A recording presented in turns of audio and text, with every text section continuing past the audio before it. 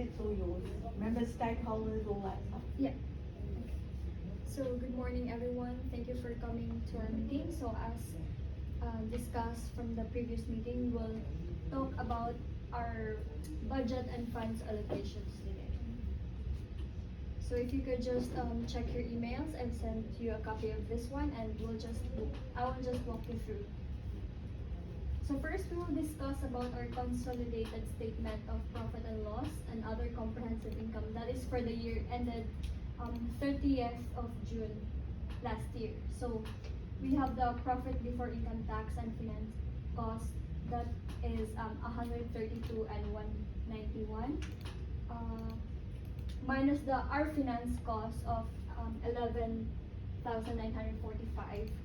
So that would be 120, 246 in total. And then we also deduct the income tax expense, which is 16,820. So our profit for the year is 103 and 426,000. So for other comprehensive income, that is net of tax, we deduct up 217. So our total comprehensive income for the year will be 103,209. So now we will discuss our budget allocation. So these expenses come from our consolidated profit and loss statement. So we have the staff expenses, that includes the salaries and wages of our staff and their benefits and other expenses related to our employees. So that would be 402,356.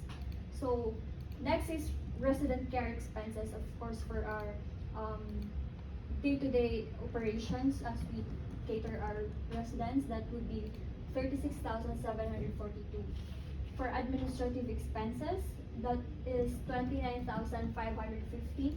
For our occupancy expenses, 16,211, and we also include the depreciation, that's 32,578, and of course our upcoming new project, the on-site skilled nursing facility, which will cost us 523,179. So the pie shows the portions of each expense. So now we will discuss our consolidated statement of cash flows, the in and out of our cash. So that is for the year 2020 compared to year 2018. So we include the Commonwealth, state, and so first we will discuss about the cash flows from our operating activities. That includes Commonwealth, state, and local government grants and client income.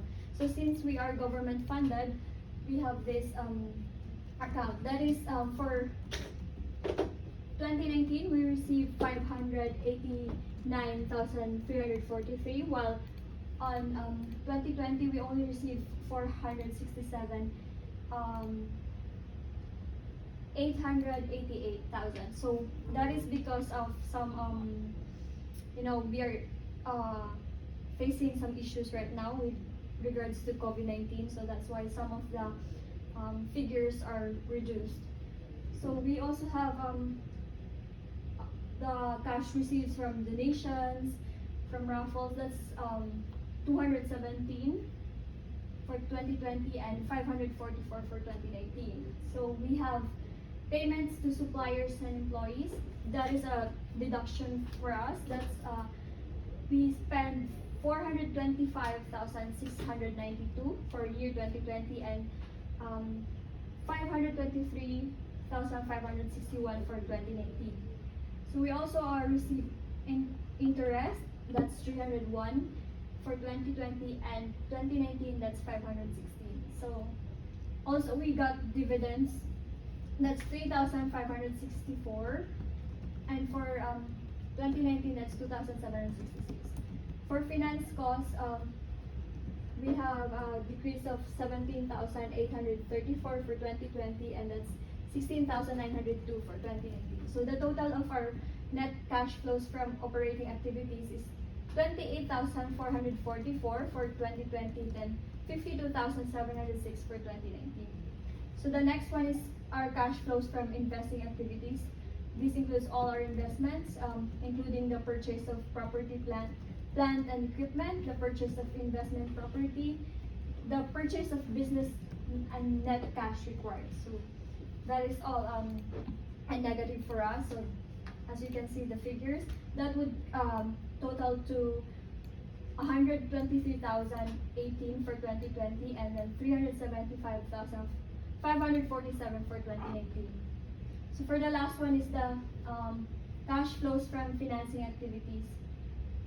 So that's that includes the proceeds from or repayments of bank borrowings, dividend paid on ordinary shares.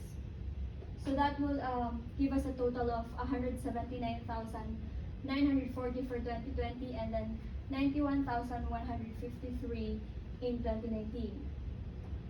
So the total in net in cash and cash equivalents, we have negative 274,514,000 and then 231,688. So that will be we will add the cash and cash equivalents at the beginning of the year. That's 10,324 for 2020 and 25,478. So we will have the total for the year, cash and cash equivalents. At the end of the year, that's negative 264,190 in 2020 and then negative 206,210 in 2019. So this is our consolidated statement of profit or loss and other comprehensive income. So as what I've said, we got our budget allocations from this statement as well. So we got a revenue of 758,394 for 2020 and 615,233 in 2019. So that means we have increased our revenue for the last year compared to the other year. So we also have other income, 7,566 for 2020 and 2,457 for 2019.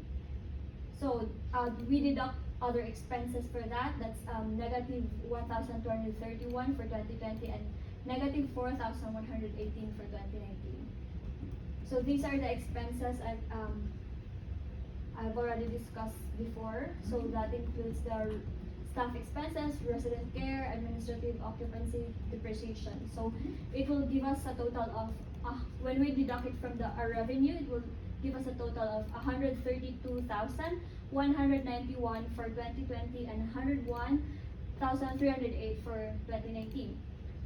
That means we still increase our profit comparing the 2 years. So we also have to deduct the finance cost. That is 11,945 for 2020 and then 10,854 for 2019. So our profit before income tax, that's 120,246 in 2020 and then 90,454 in 2019. So for the income tax expense, we got 16,820 for 2020 and then 18,211 for 2019. So our at the end, our profit of the year is 103,426, while last 2019 it was just 72,243. So we also include our other comprehensive income net of tax. That's minus 217 for 2020 and then minus 129 for 2019. So it will give us total comprehensive income for the year 2020 total of 103,209, and then for 2019 it's 72,114. So now we will discuss about our projected statement of profit and loss. So this time we'll compare it to last year and this year, 2021. So this is just the projected statement of profit and loss. So as you can see, we already discussed the figures from 2020. So this is our figure that we projected for 2021. So the same expenses included and revenues, yeah. So now, because of COVID-19, of course, we need more supplies. We need more equipment to fight this pandemic. So we obviously need to increase our budget. That is for resident care and administrative expenses. So as you can see, this is the original on the left. That's the original budget allocation we got. And for the right one is the revised budget. That is, I already highlighted the expenses that we adjusted. So yeah, from 36,742 resident care expenses, we increased it to 70,651. So this includes the additional need of personal protective equipment such as face masks, sanitizer, face shields, and other protective gears. Yeah. So how do we manage risk for misappropriation of funds? So although we don't want it, we don't like it, sometimes it happens, you know, like theft, fraud. So for theft, it's not just about stealing of money, but also about stealing of resources. Like as simple as toilet papers, simple as orange juice, apple juice. So it is still considered as theft. So how do we manage to prevent this from happening? So we got the following procedures. That is, first is monthly inventory of stock and resources. So we need, of course, we need to recount our stocks and resources if they are still intact and based on our records, if it's still correct. So we have a strict managing of petty cash system. Of course, there are times that we run out of stock that we need to buy, and so we cannot wait for the delivery, so we need to buy from the supermarket. So for petty cash system, we really need to have a strict monitoring for that. So we have it should be controlled through a request or receipt submission system. That means if I need additional stock for orange juice, so it's either I will write a request and it is to be approved by the manager or other whoever is authorized to approve, and then they will give me money, or I will buy the orange juice using my own money, and they will just reimburse or refund me if provided that I will give receipt. So next is efficient resource ordering. So this is also important, like for a restocking. So we need to order what we needed. So this is to prevent the surplus of stocks. I mean, more than stocks more than what we need. So we have to check orders before they are processed. We have to count items at point of delivery, regular stock checks, budget monitoring, monitoring of resource use. So of course, we also need to have on-time recording of transactions. So if we have records of all the transactions, it will be easy for us to monitor how our cash is used in and out.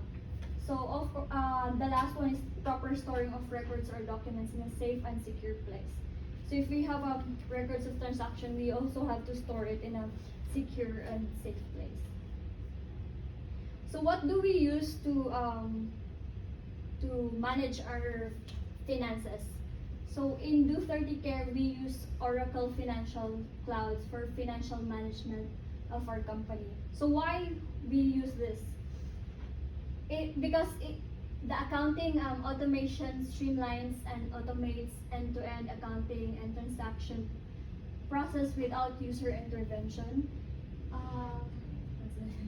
including daily, including daily rates, import, accounting creation, journal import, and journal posting. Users are notified of any exceptions and provided with the information to resolve them. So that's why we choose this system, because it's very handy, very modern. So yeah, the unique reporting platform built on a multi-dimensional data model maintains summarized balances in real time, making reporting and analysis extremely fast. So visualization tools provide a graphical representation of the account balances, making it easy to analyze financial data and clearly see where there are issues to make effective business decisions. So we think that that's the best system to use. So what are the statutory requirement and liability tax income? So first is we have GST status of aged care services.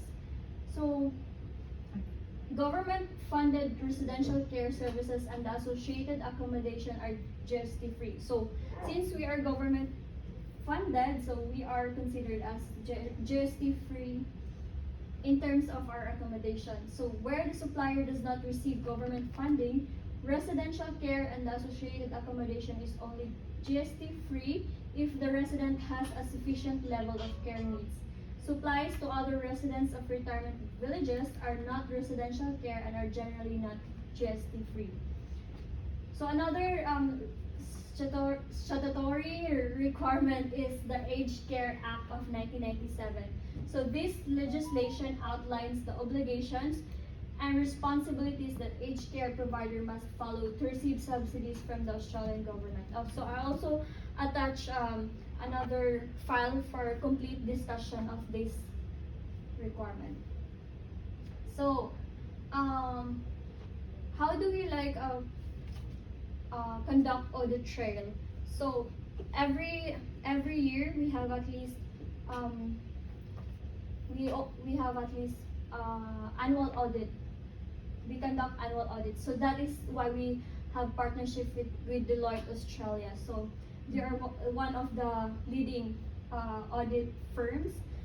So Do30 Care partners with Deloitte because they primarily provides audit and assurance, consulting, financial advisory, risk advisory, tax, and related services.